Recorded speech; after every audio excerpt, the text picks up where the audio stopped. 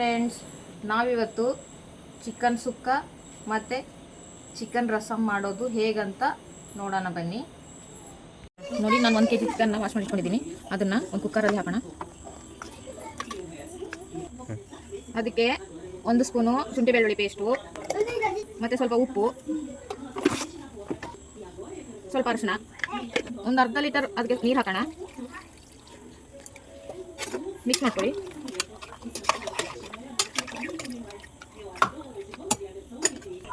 ಇದನ್ನು ಕ್ಲೋಸ್ ಮಾಡಿ 2 ವಿಸಿಲ್ ಕೂಗಿಸ್ಕೊಳ್ಳೋಣ. ಅದಕ್ಕೆ ಮಸಾಲೆ ರೆಡಿ ಮಾಡ್ಕೊಳ್ಳೋಣ ಬನ್ನಿ. ಒಂದು ದಪ್ಪ ಸೈಜಲ್ಲಿ ಈರುಳ್ಳಿ ಈ ಥರ ಕಟ್ ಮಾಡ್ಕೊಳ್ಳಿ. ಅದಕ್ಕೆ ಅರ್ಧ ತೆಂಗಿನಕಾಯಿ ಈ ಥರ ಕಟ್ ಮಾಡಿ ಹಾಕೊಳ್ಳಿ. ಅದನ್ನು ಸ್ವಲ್ಪ ಹುರ್ಕೊಳ್ಳಿ. ಅದಕ್ಕೆ 1 ಸ್ಪೂನಷ್ಟು ಕರಿಮೆಣಸು ಮತ್ತು ಸ್ವಲ್ಪ ಜೀರಿಗೆ, 3 ಬ್ಯಾಡಗೆ ಮೆಣಸು ಮತ್ತು 2 ಟೊಮೊಟೊ ಇಷ್ಟು ಚೆನ್ನಾಗಿ ಫ್ರೈ ಮಾಡ್ಕೊಳ್ಳಿ. ನೋಡಿ, ಇಷ್ಟಾಗಿದೆ.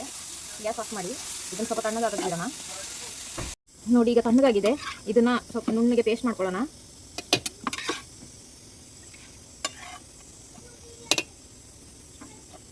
ಅದಕ್ಕೆ ಸ್ವಲ್ಪ ಕೊತ್ತಂಬರಿ ಸೊಪ್ಪು ಹಾಕೋಣ.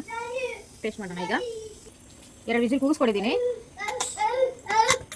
ನೋಡಿ, ಇದು ಪೀಸ್ ಎಲ್ಲ ಸಪ್ರೇಟಾಗಿ ತೆಗೆದಿಟ್ಕೊಳ್ಳೋಣ. ಎಲ್ಲನೂ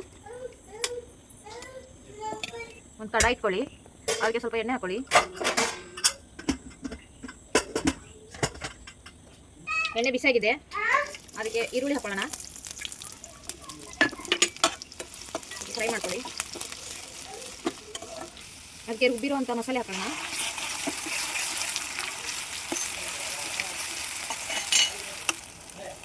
ಅದಕ್ಕೆ ಸ್ವಲ್ಪ ಖಾರ ಪುಡಿ ಮತ್ತು ಸ್ವಲ್ಪ ಗರಂ ಮಸಾಲ. ಇದಕ್ಕೆ ಬೇಯಿಸಿಟ್ಟಿರೋ ಚಿಕನ್ನ ಮಿಕ್ಸ್ ಮಾಡ್ಕೊಳ್ಳೋಣ.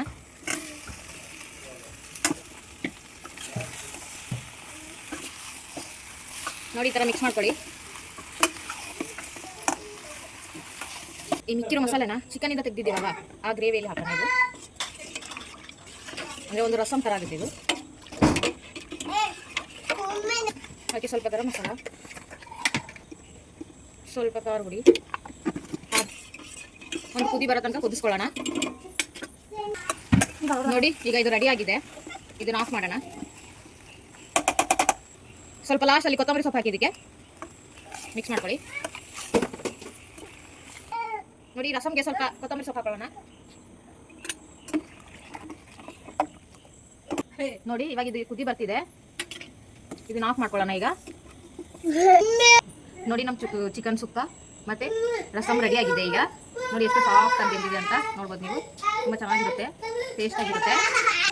ನೀವು ಮನೇಲಿ ಟ್ರೈ ಮಾಡಿ ಹೇಗಿದೆ ಅಂತ ನಮಗೆ ಕಮೆಂಟ್ ಮಾಡಿ. ಮತ್ತು ನಿಮ್ಮ ಫ್ಯಾಮಿಲಿ ಫ್ರೆಂಡ್ಸ್ಗೆಲ್ಲ ಶೇರ್ ಮಾಡಿ. Thank you for watching.